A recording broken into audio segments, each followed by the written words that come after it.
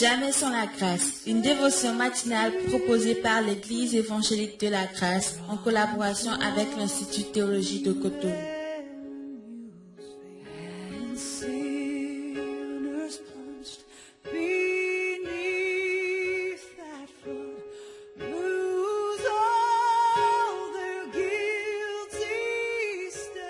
Bonjour chers amis, chers internautes, nouvelle journée, nouvelle provision, bienvenue dans cette nouvelle dévotion, dans ce nouveau cadre, le studio Jamais sans la grâce. Vous savez, pour ceux qui nous suivent par vidéo, vous voyez le cadre est vraiment différent et tout ceci nous l'avons pu faire grâce à la famille de nos partenaires, ceux qui ont toujours cliqué sur le lien, sur notre cagnotte, qui nous ont fait des dons, ceux qui nous ont appelés directement, ils nous ont envoyé leurs dons et aussi ceux qui ont préféré garder l'anonymat. Tous vos dons sont vraiment d'une grande utilité pour nous. Ils ne sont pas restés dans une poche, mais laissez-moi vous dire que votre argent travaille, vos dons travaillent, et c'est grâce à tout ça que nous avons ce plateau aujourd'hui, et nous tenons vraiment à vous remercier. Et peut-être que vous nous écoutez, c'est la première fois, ou vous avez toujours pensé faire des dons, devenir partenaire, mais vous n'avez jamais pu prendre la décision. N'hésitez pas à nous contacter sur notre numéro 00229 94 75 80 20, ou simplement vous pouvez aussi cliquer sur le lien qui est dans le test qui accompagne cette dévotion et vous pouvez aussi nous faire votre don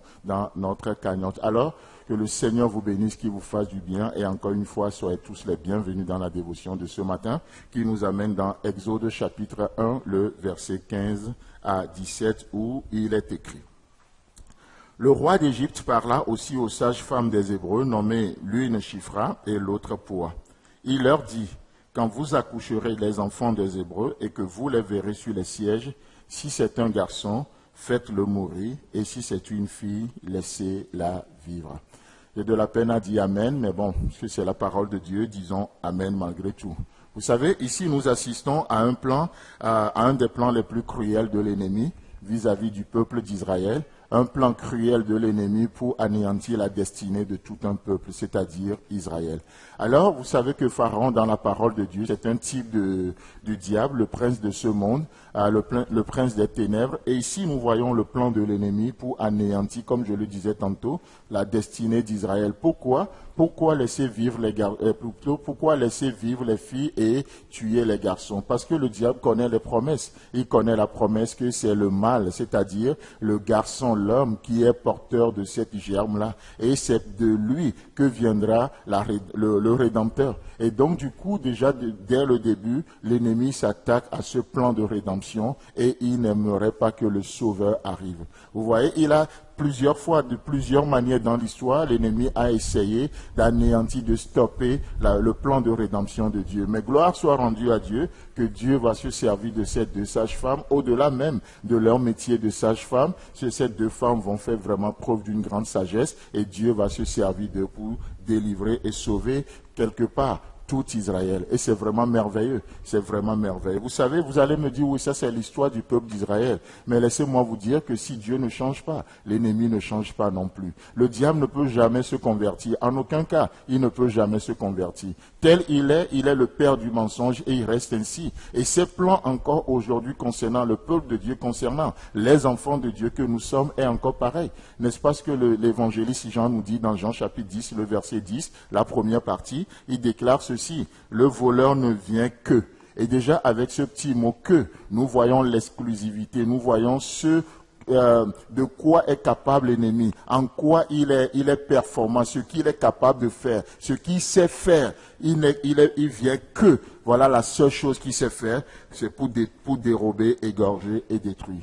Mais vous savez quoi, chers amis, chers internautes, si l'histoire s'arrêtait là, nous serons les plus malheureux des hommes. Mais laissez-moi vous dire que dans ce chaos total, dans ce monde obscur, dans les ténèbres, Christ est notre lumière. Et comme le dit le psalmiste, je crois dans Psaume 27, si Christ est ma lumière, de qui aurais-je peur? C'est pourquoi même devant les attaques de l'ennemi, les plus cruelles, les plus rudes aujourd'hui, nous avons la lumière, nous avons Christ et les ténèbres ne régneront plus sur nos vies au nom puissant de Jésus-Christ. Amen. Si Christ est ma lumière, de qui aurais-je peur? Dans ce monde rempli de méchanceté, Christ nous remplit, nous témoigne sa grande bonté. Et comme le disait le roi David, par sa bonté je deviens deviens grand. Et je prie que la bonté de Dieu te rencontre aujourd'hui au nom puissant de Jésus. Au-delà de la méchanceté de ce monde, ce que Dieu tient en réserve pour nous, c'est sa bonté et c'est sa bonté seule. Amen. Dans ce monde de haine, oh, qu'est-ce que Dieu fait aujourd'hui? Oui, il a fait dans le passé, mais il continue de le faire aujourd'hui. Il remplit nos cœurs de son amour. N'est-ce pas ce que Romains chapitre 5, le verset 5 nous dit? Par la puissance du Saint-Esprit, il remplit, déverse son amour dans nos cœurs. Chers amis, chers internautes, si Dieu est pour nous, qui sera contre nous? Tous les plans de l'ennemi, tous les plans de Pharaon, aucun ne prospérera contre ta vie au nom puissant de Jésus. Chers amis, chers internautes, nous allons nous arrêter aujourd'hui ici et Dieu voulant, on continue. C'est tout le temps que nous avons. Si vous avez aimé cette dévotion, parlez-en à vos amis. Parlez-leur du message de la grâce et de ce qu'il fait dans vous. Pour un sujet de prière, une question ou plus d'informations, contactez-nous. Téléphone 64 88 35 87 ou 96 42 69 05 ou par WhatsApp au 94 75 80 20.